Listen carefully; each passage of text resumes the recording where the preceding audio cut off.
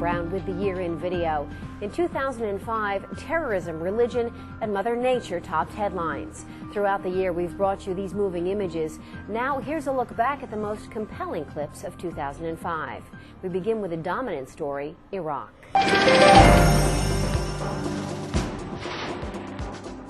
Insurgent violence intensifies as U.S. troops try to secure the region. Those attacks are becoming more sophisticated and more frequent. The U.S. troop death toll in Iraq has now surpassed 2,000 soldiers. 16,000 have been wounded. But Iraqi civilians bear the greater toll. It's estimated more than 30,000 of them have died since the fall of Baghdad. Claiming the most lives, suicide bombings, and surprise insurgent attacks. Here's NBC's Richard Engel, caught in the thick of an insurgent ambush in Mosul. There is still a lot of fire coming at us. Some of it's exploding in the car that was hit by an improvised explosive device. U.S. troops are retaliating, trying to fight off what they think could be an intense ambush.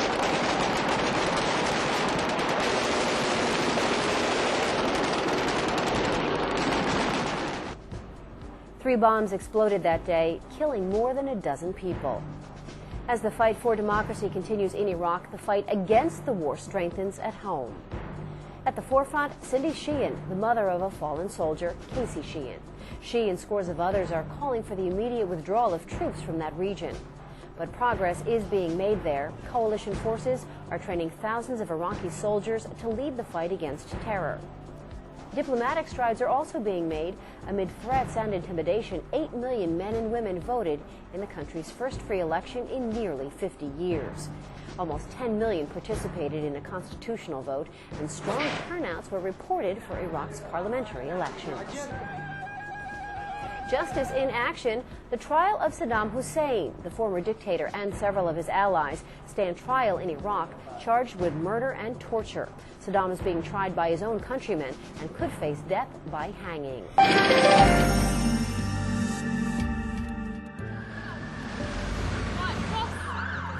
As the battle continues in Iraq, worldwide terrorism rages on. And we want to recap the events of what has happened here this morning. London has been rocked by a series of blasts. A quartet of deadly commuter bombs paralyzed London's transit system during morning rush hour.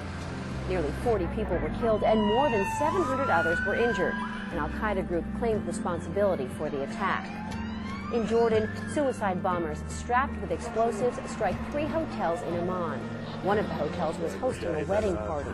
Terror mastermind Abu Musab al-Zarqawi was behind the coordinated blasts. And in Bali, 22 people were killed after a bomb detonated at a local restaurant. The 4th fatal terrorist attack in that country in just as many years. In Southeast Asia, one of the deadliest earthquakes in modern history. A magnitude 7.8 quake rocks remote regions of Pakistan, leaving more than 80,000 dead. International aid flooded into the region immediately following the disaster. Cleanup efforts are still underway. And rebuilding continues in southern Asia, a year after a massive tsunami slammed into the region. More than 225,000 lives were lost. Now to the Middle East, where in an historic pullout, Israel withdraws from Gaza. Some settlers refusing to leave the territory were forcibly removed by Israeli troops. That land is now back in Palestinian control. And after 29 years of occupation, Syrian troops begin to leave Lebanon. Hundreds of thousands of Lebanese line the streets of Beirut protesting Syria's presence. Still, many Syrian intelligence officials remain.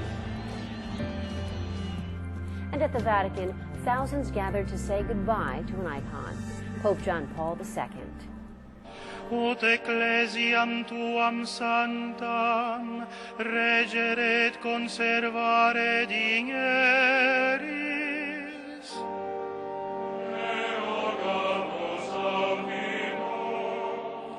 Ut operarios in mesem tuam mittere digneris.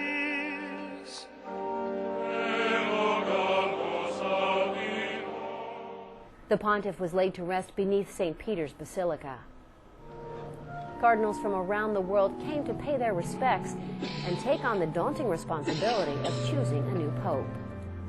After 2 days of prayer, debate, and meditation, a decision was made.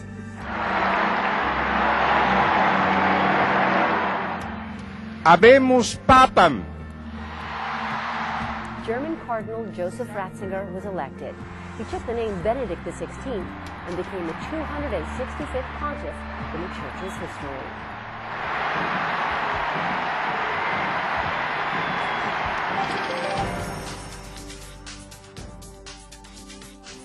"2005 marked many historic events.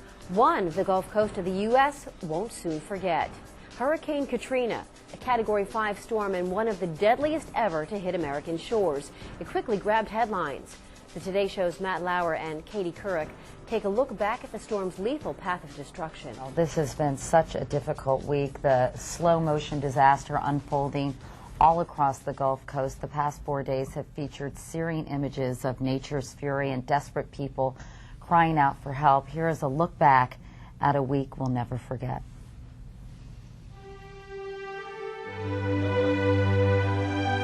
This is not a test. This is a Category 4 storm.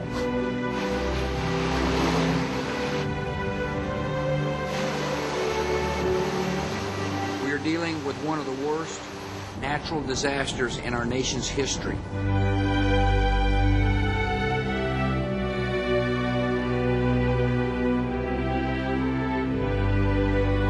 This is my walkway and my front stairs.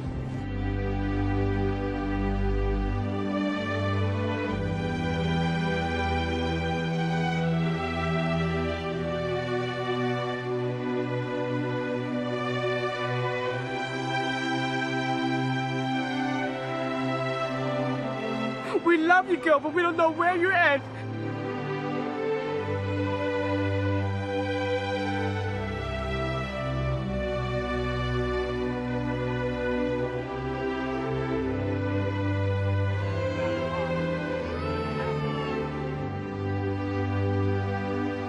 If I had 5 rescuers, there seems to be 50,000 people that need rescued.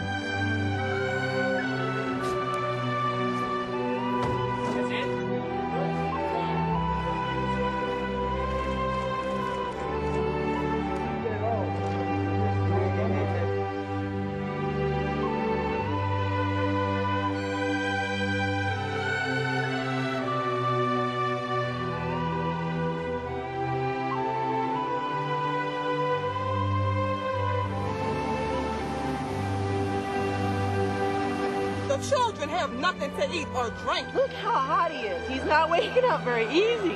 You gotta go steal water and drink to survive out here. We will be moving people to other shelters around Louisiana.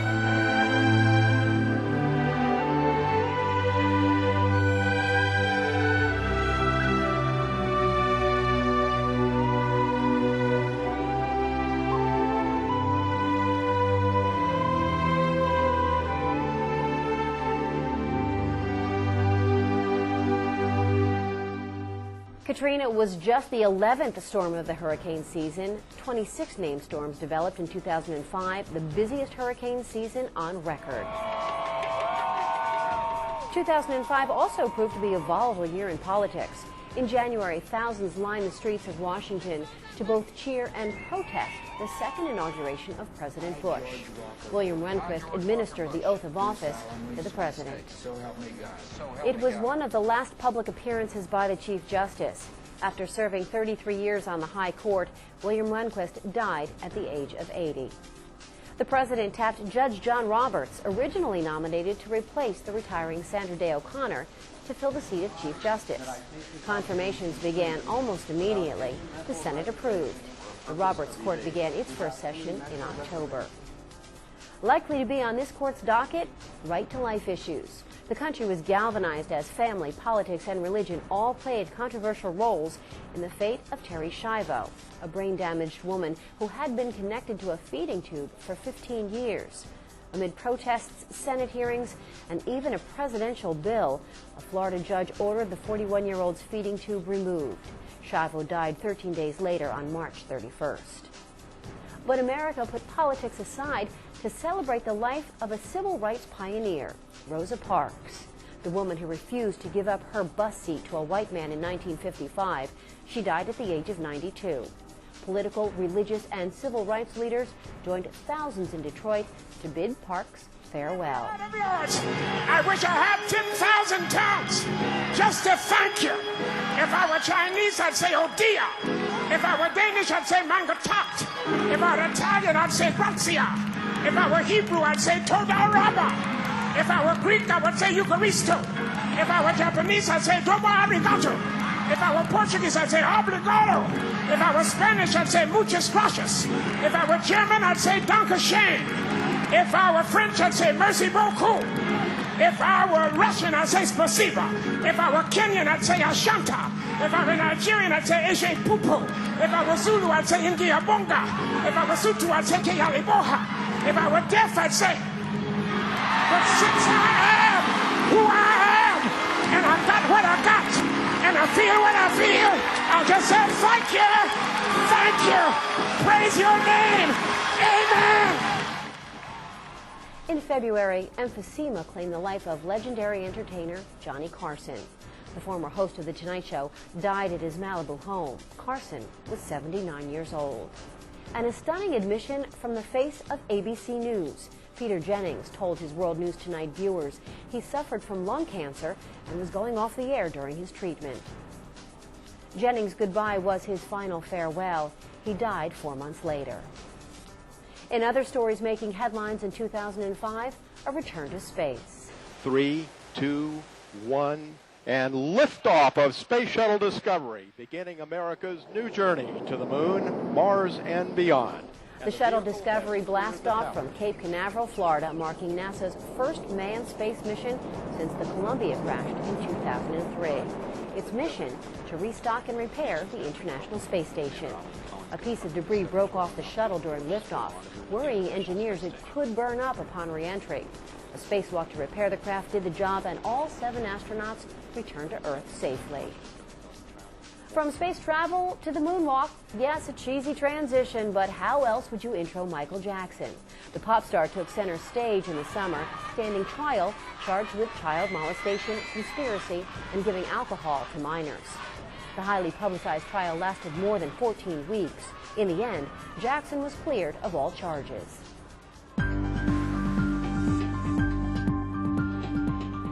Finally, we wrap things up on a lighter note, nature at its greatest, a tribute to the wacky world of wildlife, 2005. So mares eat oats and does eat oats, and little goats like clover. Meet Bak Bak, an adult goat housed on a nature preserve in South Africa. Now meet Clover, Bak Bak's adopted pet rhino. Both are orphans and found comfort in each other. Workers say the two will be separated when Clover gets a little bit older. And smoke 'em if you got 'em, and sadly, Charlie the chimp's got 'em. This chimpanzee took to smoking after watching visitors at his South African zoo do it. How did he get a hold of the cigarettes? He picked up butts visitors tossed into his cage. And then there were the pachyderms playing pickup. 6 elephants kicked around the soccer ball in one small German town. It was just before the World Cup tournament headed there. The elephants have a long way to go, though, before they take it to the pros. Especially the goalie. He needs a little work on his speed. And terrorized trooper. An Ohio State policeman was ushered right back to his cruiser by this feathered fiend. He was responding to a call from another man trapped by the turkey. The trooper was held hostage in his cruiser until wildlife officials came and recovered the wild bird. We finished things off at the racetrack, where foggy conditions made it difficult for the announcer, Tom Durkin, to keep up the race. Take a listen. And they're off. And so they are. I'll try to pick them up here when they come out of the... Yes, there they go. It's just so thick. They crossed onto the finish line. I couldn't tell one from another. So they're on the back stretch somewhere. So they're nearing the finish. All right, here they come. It's going to be close. I think it was number 4. I'm not sure. But it was a hell of a race. Well, the announcer guessed it right. It was horse number 4 that took first place.